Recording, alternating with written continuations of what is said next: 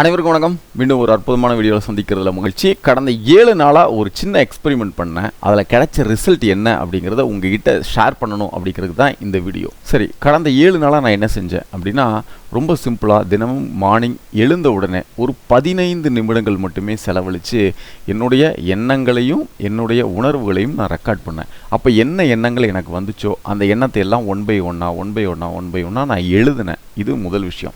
எந்த மாதிரி உணர்வுகள் எனக்கு வந்துச்சு அப்படிங்கிறதையும் நான் ஒன் பை ஒன்னாக எழுதினேன். இப்போ இந்த ஒரு விஷயத்தை தொடர்ந்து 7 நாள் தினமும் காலையில், அப்புறமா தினமும் நைட்டு தூங்குவதற்கு முன்னாடியும் இதே வேலை நான் செஞ்சேன். தொடர்ந்து 7 நாள் செய்ததுனால ஒரு மிகப்பெரிய ஒரு புரிதல் எனக்குள்ளே ஏற்பட்டுச்சு. அது என்ன அப்படிங்கிறத இந்த வீடியோவில் நம்ம கிளியராக பார்த்துருவோம். இப்போ இந்த ஜேர்னலிங், இந்த டைரி, இந்த எழுதுறதெல்லாம் பார்த்திங்கன்னா நான் ரொம்ப நாளாக எனக்கு இருந்த ஒரு பழக்கம்தான். குறிப்பாக சொல்லப்போனால் நான் நிறைய பிளான் எழுதியிருக்கேன், நிறைய எக்ஸிக்யூட் பண்ணியிருக்கேன், நிறைய டெய்லி ஆக்டிவிட்டீஸை ட்ராக் பண்ணியிருக்கேன். டைரி எழுதுகிற மாதிரி என்னென்ன நடந்துச்சு அப்படிங்கிறதையும் நான் எழுதியிருக்கேன். லா ஆஃப் அட்ராக்ஷனுக்காக எப்படி இந்த எழுதுறதை பயன்படுத்துறது அப்படிங்கிறதையும் கூட நான் எழுதியிருக்கேன். அதனால் எனக்கு நிறைய சக்ஸஸ் கிடச்சிருக்கு. சரி, இந்த லா ஆஃப் அட்ராக்ஷன் மூலமாக எழுதி பயனடைந்த விஷயங்கள் எல்லாத்தையுமே ஃப்ரீயாக எல்லாத்துக்குமே கோர்ஸாக நம்ம ஆல்ரெடி பப்ளிஷ் பண்ணியிருக்கோம். நீங்கள் அந்த கோர்ஸ் இன்னும் ஆக்சஸ் பண்ணல அப்படின்னா டிஸ்கிரிப்ஷனில் லிங்க் ஆட் பண்ணுறேன். நீங்கள் அதை ஃப்ரீயாகவே ஆக்சஸ் பண்ணி தெரிஞ்சுக்கலாம். இதில் இருக்கக்கூடிய எழுதுறதுனால என்ன பயன்கள், எழுதுறதுனால என்ன அறிவியல் உண்மைகள் இருக்குது அப்படிங்கிறது எல்லாத்தையும் டீட்டெயிலாக நீங்கள் தெரிஞ்சுக்கலாம். அது நிச்சயமாக உங்கள் வாழ்க்கையில் ஒரு பயனுள்ள விஷயமா இருக்கும். சரி, இத்தனை விஷயங்கள் எழுதியிருந்தாலும் கூட என்னுடைய பர்சனல் ரீசனுக்காக ஒரு சில மாதங்கள் சுத்தமாக எந்த விதமான எழுதும் முறைகளும் நான் ஃபாலோ பண்ணது கிடையாது. சரி, அதை திரும்பவும் நம்ம அதை ஆரம்பிப்போமே, சரி எங்கேருந்து ஆரம்பிக்கிறது அப்படின்னு சொல்லி ஆரம்பித்ததுலேருந்து கிட்டத்தட்ட பார்த்திங்கன்னா இன்னையோட 7 நாள் ஆச்சுன்னு வச்சுக்கோங்களேன். ஒரு புரிதல் ஏற்பட்டிருக்கு. அந்த புரிதலை தான் இந்த வீடியோவில் நம்ம ஒன் பை ஒன்னாக நம்ம பார்த்துருவோம். முதல் விஷயம், கிளாரிட்டி ஆஃப் தாட். அதாவது எண்ணங்களை பற்றி நம்ம நிறைய வீடியோக்கள் பப்ளிஷ் பண்ணியிருக்கோம். எல்லா செயலுக்கும் மூல காரணம் இந்த எண்ணம் தான். எப்படி ஒரு மரத்திற்கு விதையில்லாமல் மரம் இருக்காதோ அதே போல் எந்த ஒரு செயலும் இந்த எண்ணம் இல்லாமல் கிடையாது அப்படிங்கிறத அந்த தெளிவாக நம்ம ஏற்கனவே நிறைய வீடியோக்கள் பப்ளிஷ் பண்ணியிருக்கோம். அதில் மிக முக்கியமான ஒரு விஷயம் இதுதான். என்ன அப்படின்னா, இப்போ நமக்கு கிளாரிட்டி இருந்துச்சுன்னு வச்சுக்கோங்களேன், எந்த ஒரு எண்ணத்துலையுமே நம்முடைய பேச்சு ரொம்ப தெளிவாக இருக்கும், நம்முடைய செயல்பாடு ரொம்ப தெளிவாக இருக்கும், ஆழமாக இருக்கும். இதனுடைய ரிசல்ட் நீங்கள் வாழ்க்கையில் பார்த்து கொண்டே இருக்கலாம். அந்த தெளிவான எண்ணம், தெளிவான எண்ண ஓட்டம், தெளிவான பார்வை எல்லாமே இதில் கிடச்சிருக்கு எனக்கு இந்த 7 நாளில். நிச்சயமாக உங்களுக்கும் கிடைக்கும். இரண்டாவது பார்த்திங்கன்னா, மிக நெருங்கிய ஒரு நண்பன், உங்களுக்குள்ளேயே இருக்கக்கூடிய ஒரு நட்பை நீங்கள் இதில் கண்டுபிடிச்சிடலாம். இப்போ தினமும் எழுதுறீங்க இல்லையா, அப்போது டெய்லியுமே காலையிலையும் சாயங்காலமும் எழுதும் பொழுது ஏதோ ஒரு வேளை நம்ம மிஸ் பண்ணிட்டோம்னு வச்சுக்கோங்களேன், ஐயோ ஏதோ மிஸ் ஆயிடுச்சு, ஏதோ ஃப்ரெண்டுக்கிட்ட, ரொம்ப க்ளோஸான ஃப்ரெண்டுக்கிட்ட பேசாமல் இருந்துட்டோமே, அப்படிங்கிற ஒரு மனப்பாடம் நம்மளுக்கு வந்துடுது. அப்போது இது மிக நெருங்கிய அற்புதமான ஒரு நட்பு இங்கே கிரியேட் ஆகுது. அப்போ எந்த விஷயங்கள்லாம், எந்த மாதிரி எண்ணங்கள்லாம் நம்ம வெளியில் பேச முடியலையோ, சொல்ல முடியலையோ, அத்தனையுமே இதில் ரெக்கார்ட் பண்ணி நமக்குள்ளே இருக்கிற விஷயம் என்ன அப்படிங்கிறத நம்ம பார்ப்பதற்கு இது ஒரு அற்புதமான ஒரு டூலாக இருக்கும். இது இரண்டாவது விஷயம். மூன்றாவது விஷயம் எண்ணங்களையும் உணர்வுகளையும் கண்ட்ரோல் பண்ண முடியாது அப்படிங்கிறத நம்ம ஞானிகள் சொல்லியிருக்காங்க. அறிவுபூர்வமாக நிறைய விஷயங்கள் படித்து நம்ம தெரிஞ்சுருக்கோம். இதை அனுபவபூர்வமாக நம்ம உணர்ந்து விட முடியும். இது எப்படி அப்படின்னு பார்த்தீங்கன்னா, இப்போ நீங்கள் ஒரு சினிமாவுக்கு போகிறீங்க, மிகப்பெரிய மாலில் இருக்கிற சினிமா தேட்டர்னு வச்சுக்கோங்களேன்.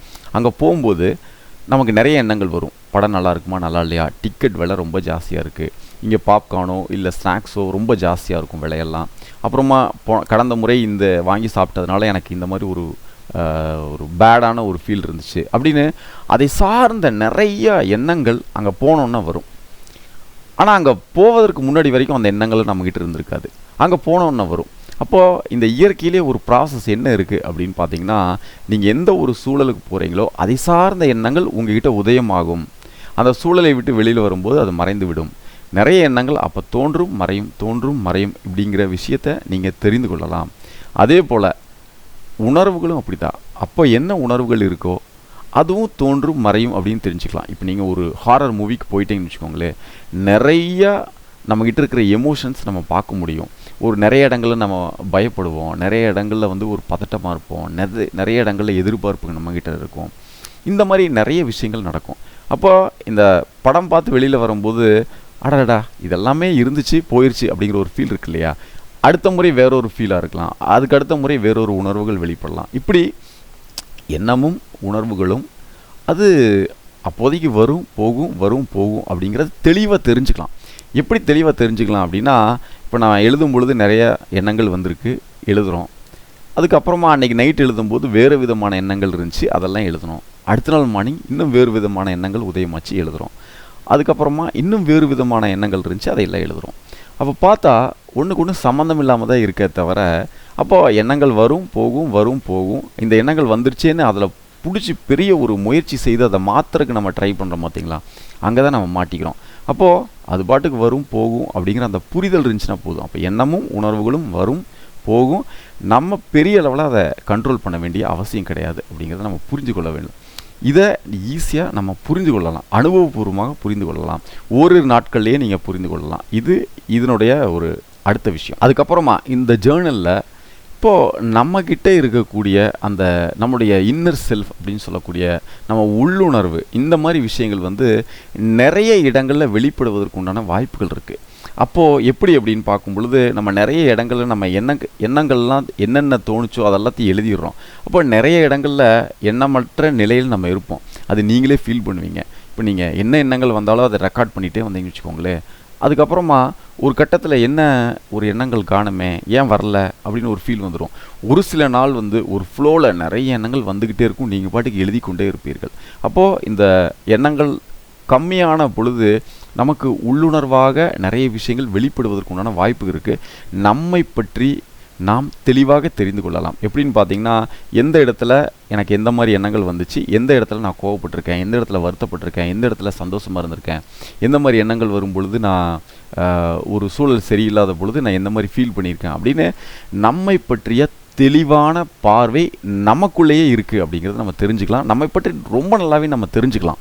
அப்போ இந்த இன்னர் செல்ஃப் அப்படிங்கிறது இதன் மூலமாக வெளிப்படுவதற்கு ஒரு நல்ல வாய்ப்பாக இது இருக்கும். இன்னும் நிறைய விஷயங்கள் நம்ம சொல்லிக்கொண்டே போகலாம். சரி, அதை எப்படி எழுதுவது, என்ன மாதிரி முறைகளை ஃபாலோ பண்ணுவது அப்படிங்கிறத பற்றி நான் ஒரு சில விஷயங்கள் உங்களுக்கு கொடுத்துட்றேன். நிச்சயமாக இதை அடுத்த ஒரு 7 நாள் 10 நாள் நீங்கள் ட்ரை பண்ணி பாருங்கள். ஓரிரு நாள்லேயே நல்ல ஒரு மாற்றத்தை நீங்கள் உணர முடியும். சரி, அது என்ன அப்படிங்கிறத நம்ம பார்த்துருவோம். நீங்கள் எழுதுவதற்கு ஏதாவது ஒரு நோட் புக் இதுக்குன்னு எக்ஸ்க்ளூசிவாக வச்சுக்கணும். இது நம்பர் 1. ஏதாவது டைரியாக இருக்கலாம், இல்லை பழைய நோட் புக்காக இருக்கலாம், இல்லை வீட்டில் குழந்தைகள் யூஸ் பண்ணி தேவையில்லைன்னு விட்ட நோட் புக்காக இருக்கலாம். எதுவாக இருந்தாலும் சரி, அதை நீங்கள் தயார்படுத்தி வைத்துக்கொள்ள வேண்டும். இது முதல் விஷயம். இரண்டாவது வந்து பார்த்திங்கன்னா, குறிப்பிட்ட நேரத்தில் எழுதணும் அப்படிங்கிற அவசியம் கிடையாது. எழுந்தவுடன் என்னென்ன எண்ணங்கள் வந்துச்சோ அதை நீங்கள் எழுதலாம். தூங்குவதற்கு முன்னாடி என்னென்ன எண்ணங்கள் வந்துச்சோ அதை மட்டும் நீங்கள் எழுதலாம். இது இரண்டாவது விஷயம். மூன்றாவது விஷயம் வந்து பார்த்திங்கன்னா, இப்போ ஏதோ ஒரு எண்ணம் வருது, அதை நீங்கள் எழுதிட்டீங்க, அதுக்குள்ளே இன்னும் டீப்பாக போய் பார்க்க வேண்டிய அவசியம் கிடையாது. இது வந்து பகவத் சந்துருஜி அருமையாக ஒரு விஷயத்தை சொல்லுவார். இந்த எண்ணங்கள் வேறு சிந்தனை வேறு அப்படிங்கிற தலைப்பில் ஆல்ரெடி பேசியிருப்பார். நீங்கள் பழைய வீடியோக்களில் நீங்கள் பார்க்கலாம். முக்கியமான விஷயம், அந்த எண்ணங்கள் அப்படிங்கிறது வந்து ஒரு நோட்டிஃபிகேஷன் மாதிரி. இப்போ நம்ம மொபைலில் நிறைய சோசியல் மீடியாவை சப்ஸ்கிரைப் பண்ணி வச்சுருப்போம். ஏதாவது ஒரு பப்ளிஷ் பண்ணாங்கன்னா நம்மளுக்கு ஒரு நோட்டிஃபிகேஷன் வருது இல்லையா, அந்த நோட்டிஃபிகேஷன் மாதிரி தான் இந்த எண்ணங்கள். அந்த நோட்டிஃபிகேஷனை ஓப்பன் பண்ணி உள்ளே போய் ஆக்சஸ் பண்ணுறது தான் சிந்தனை. அப்போ நம்மளுக்கு ஒரு எண்ணம் வருது, இந்த எண்ணம் வந்திருக்கிறது அப்படின்னு நீங்கள் எழுதுறீங்க. அல்லது ஏதோ ஒரு உணர்வு உங்களுக்கு இருக்குது, அந்த உணர்வை நீங்கள் எழுதுறீங்க. அதற்கப்புறமா அதுக்குள்ளே போய் இந்த உணர்வு நல்லதா கெட்டதா, இது ஏன் இப்படி வந்துச்சு, எப்போ வந்துச்சு அப்படின்னு ரொம்ப ஆய்வு செய்தோம்னா அது வந்து எண்ணங்கள் கிடையாது, சிந்தனை. அப்போ நீங்கள் இங்கே ரெக்கார்ட் பண்ணுறது எண்ணங்களை மட்டும்தான், சிந்தனைக்கு போகவே வேண்டாம்.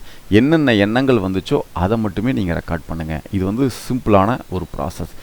இது மூன்றாவது வழி. நான்காவது வந்து பார்த்திங்கன்னா, எந்த எண்ணத்தையுமே நீங்கள் கண்ட்ரோல் பண்ணக்கூடாது.